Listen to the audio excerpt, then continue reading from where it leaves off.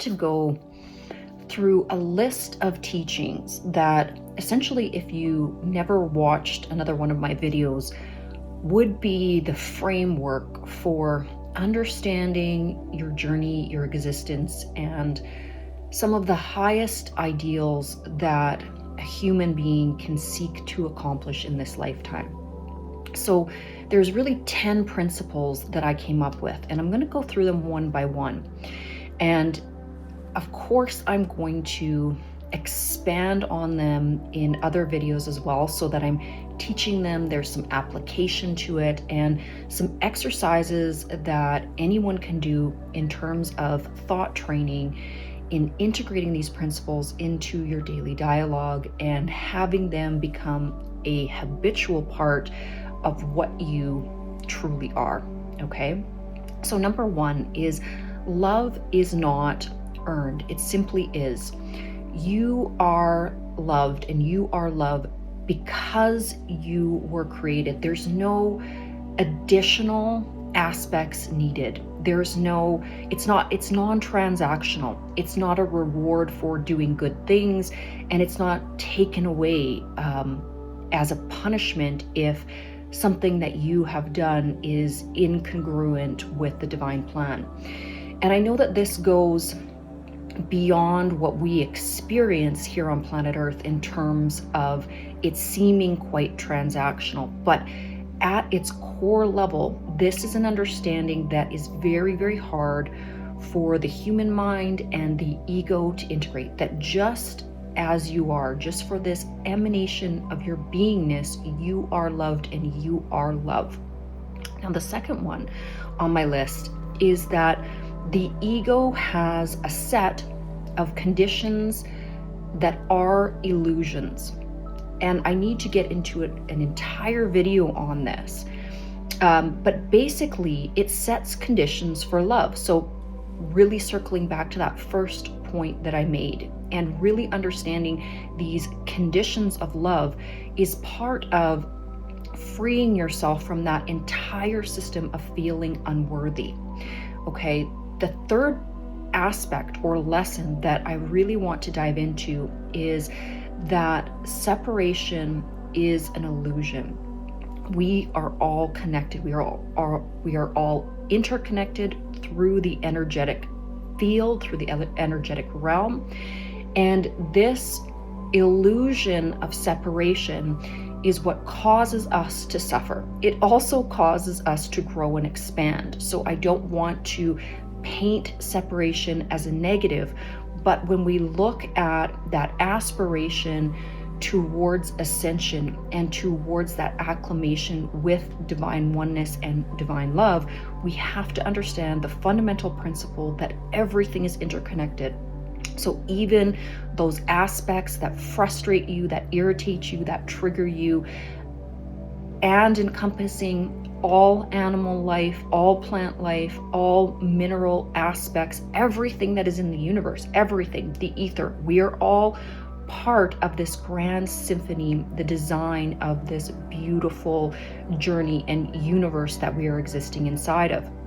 So understanding that lesson, that separation is an illusion and oneness is truly the ultimate reality. Okay, love is the highest frequency of creation. So that's fairly self-explanatory, but in practice makes perfect. We often are not residing in our thoughts, in our actions, in our deeds, in everything that we do in this frequency of love. And so that prevents us from stepping into our full manifestation powers, because we are trying to forcibly create through lower vibrational realms, which is blocked in terms of our universal system for a good reason, because of course utter chaos would ensue if we were creating at these lower vibrational frequencies. Okay, so there is this sort of check and balance or safeguard within the universal system that creation and the expansion and the ability of manifestation and creation is augmented once we have completely integrated the lessons of unconditional love, which are hard to integrate, especially from the ego's perspective and that separation perspective. Okay, surrender. Surrender is the next lesson and is the gateway to divine love. Now, surrender is difficult, very, very difficult for the ego, very difficult for the self-identity. So surrendering to everything is the ultimate act of love. It's letting go of resistance, control, and fear.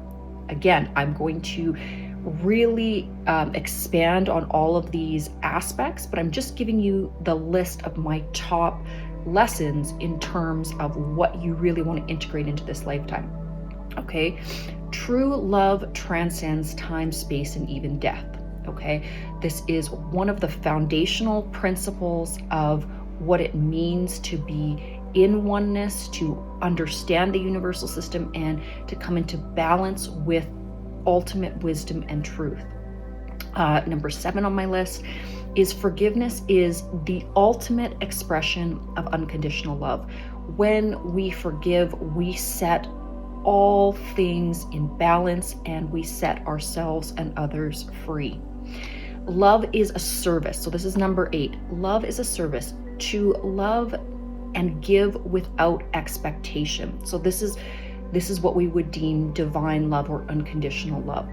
Practicing this act of service in as much as we can in our daily existence is how we become and bridge that gap with divine wisdom and divine order. Okay, number 9 on my list is the divine, or that state of bliss and nirvana and oneness is found in the present moment. It is not found by residing into past situations, states, mistakes, whatever it is in your past, okay, because that has gone. And this communion with the all is always in any given moment in the present, okay?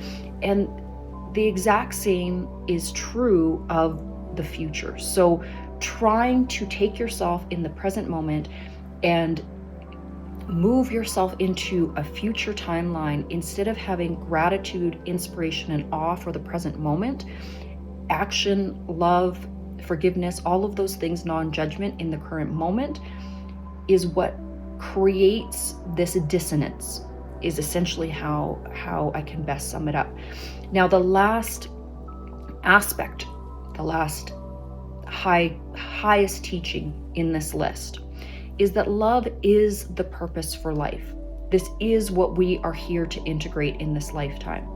So I'm going to keep this list fairly short, and what I'm going to do is delve deeper into each one of these aspects on this list of 10 and break them down and make them applicable, as well as provide some context for how you can actually put them into application and examples of using them in daily life.